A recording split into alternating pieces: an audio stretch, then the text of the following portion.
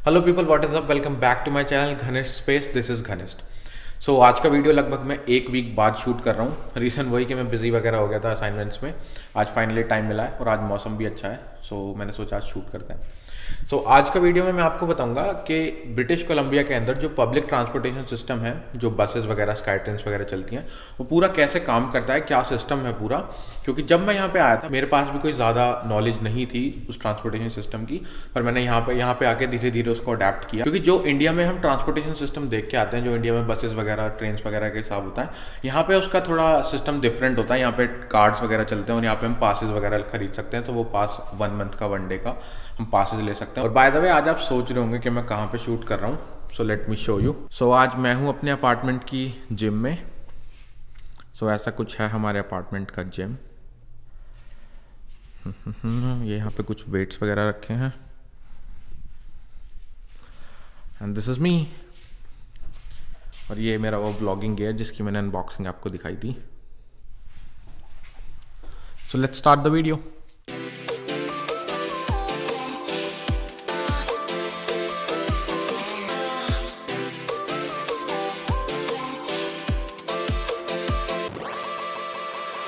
तो चलिए करते हैं शुरू। और फाइनली अब मैं एक जगह पर बैठ गया हूँ, हम यहाँ पे बैठ के बात करेंगे। तो सबसे पहले अगर हम बात करें कार्ड्स के बारे में, क्योंकि यहाँ पे पासेस चलते हैं, आप सबको पता ही होगा, और नहीं पता तो मैं बता देता हूँ। तो कनाडा के अंदर हर प्रोविंस के अंदर अपना एक खुद का ट्रांसपोर्टेशन सिस्टम होता है, जो बीसी के अंदर ट्रांसलिंक मैनेज करता है। ट्रांसलिंक जो है एक पब्लिक कंपनी है जो ब्रिटिश कोलंबिया के अंदर यानी बीसी के अंदर पूरा पब्लिक ट्रांसपोर्टेशन सिस्टम को मैनेज करती है। सो ट्रांसलिंक के पास 2 टाइप के पासेज होते हैं, जिनको हम कार्ड्स भी बोलते हैं, बस पासेज भी बोलते हैं। सो यहाँ पे उस कार्ड का नाम है कंपस कार्ड। सो यहाँ पे वो 2 तरह के आते हैं। एक होता है ब्लू कलर का जो कि नॉर्मल कार्ड होता है, एक होता है कंसेशन कार्ड जो कि ऑरेंज कलर का होता है। सो इन 2 कार्ड के अंदर अगर मैं मेजर डिफरेंस की बात करूँ तो मेजर डिफरेंस यही है, जो ब्लू कार्ड है वो नॉर्मल कार्ड है, उसमें हमको नॉर्मल फेयर चार्जेस पे करने होते हैं। जो कंसेशन कार्ड है, जैसे कि हमें नाम से ही पता लगता है, उसमें हमें थोड़ी सी रिबेट या फिर कंसेशन मिल जाता है फेयर के अंदर। सो वो ये मेजर डिफरेंस। और ये कंपस कार्ड हमको एक्सेस दिलाता है स्काई ट्रेन्स के अंदर, बसेस के अंदर और सी बस के अंदर। और ये कार्ड आप कहीं से भी 7-Eleven से, लंदन ड्रग से, या फिर कंपस की खुद की वेबसाइट है, आप वहाँ से भी ऑर्डर कर सकते हैं, या फिर आप इन स्टोर जाके लंदन ड्रग से या 7-Eleven से इसको परचेज कर सकते हैं। सो कार्ड सेलेक्ट करने के बाद दूसरा मेजर पॉइंट आ जाता है कि अब उसमें कैसे बैलेंस ऐड करें या फिर कौन सा पास उसमें लें।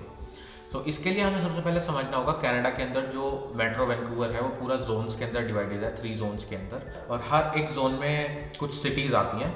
सो हमारा फेयर डिपेंड करेगा कि हम कितने जोन्स क्रॉस करके ट्रैवल कर रहे हैं और हम कितना फ्रीक्वेंट ट्रैवल कर रहे हैं। तो मैं आपको तीनों समझा देता हूँ। सबसे पहले मंथली पास में आपके पास ऑप्शन रहता है कि आप पूरे 1 मंथ का पास ले सकते हैं, जितने भी जोन्स में आपको ट्रैवल करना है उतने जोन्स के लिए।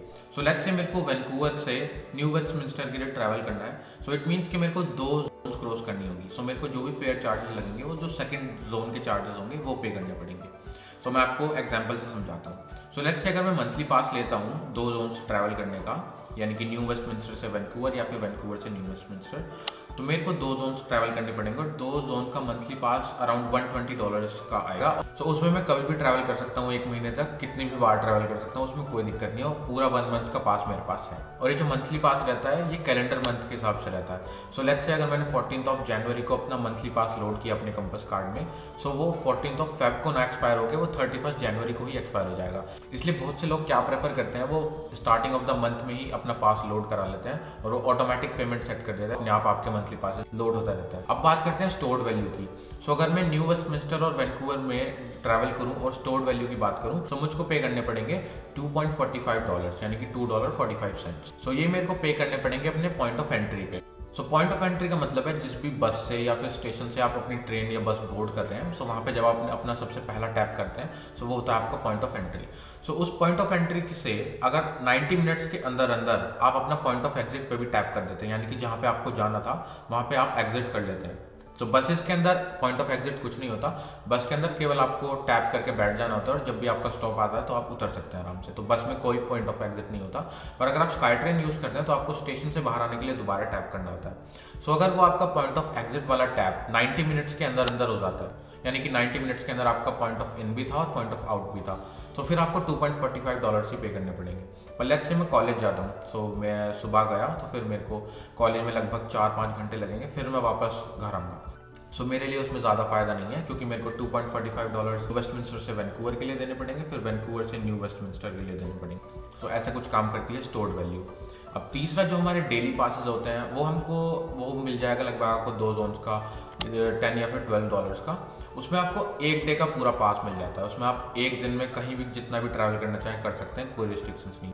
सो ये 3 जोन्स होती हैं, और वीकेंड्स के अंदर ये पूरा एक ही जोन होता है, यानी कि आपको सिंगल जोन के चार्जेस पे करने पड़ते हैं, बाकी ये 2 जोन्स हट जाते हैं।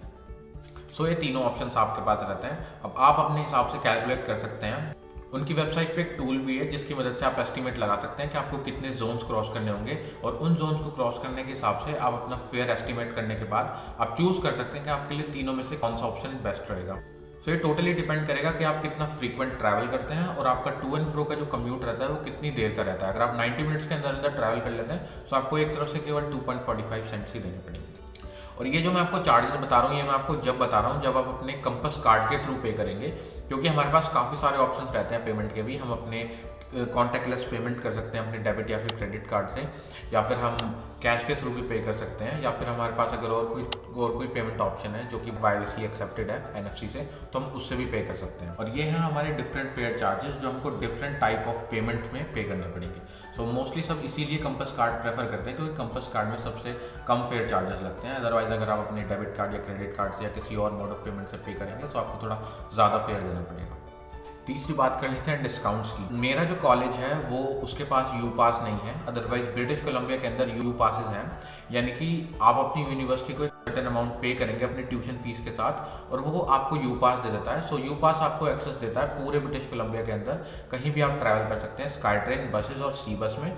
सो वो यूजुअली कम रहता है जो हम ट्रांसलिंक को या फिर कंपस को पे करेंगे, सो वो उससे थोड़ा कम रहता है। मोस्टली सब उसी को प्रेफर करते हैं। सो अगर आपके पास ऑप्शन है तो आप अपनी कॉलेज से या यूनिवर्सिटी से इस बारे में पूछ सकते हैं, क्योंकि यहाँ पे डगलस कॉलेज है, UBC है, उन सब के पास ऐसे प्रोग्राम्स हैं, BCIT वगैरह है, उन सब के पास ऐसे ऑप्शन हैं कि आप अपनी ट्यूशन फीस के साथ एक सर्टेन अमाउंट पे करेंगे, $100 या फिर $90-80, और वो आपको पूरे मंथ का पास दे देंगे, यू पास। फिर आप पूरे BC में कहीं भी ट्रैवल कर सकते हैं, बसेस, स्काई ट्रेन और सी बस।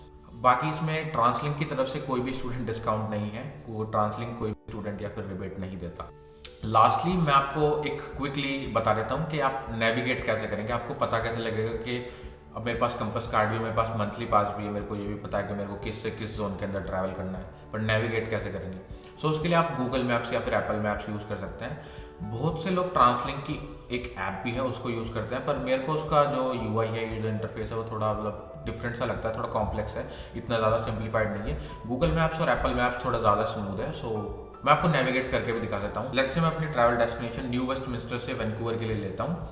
सो ये अब मेरे को पूरे ऑप्शंस बता देगा कि मेरे को कैसे कैसे ट्रैवल करना है, कौन सी बस मेरे को कहाँ पे बोर्ड करनी है, कितने बजे मेरे को पहुँचना पड़ेगा, और ये सब मेरे को कनेक्ट करके दिखा देता है।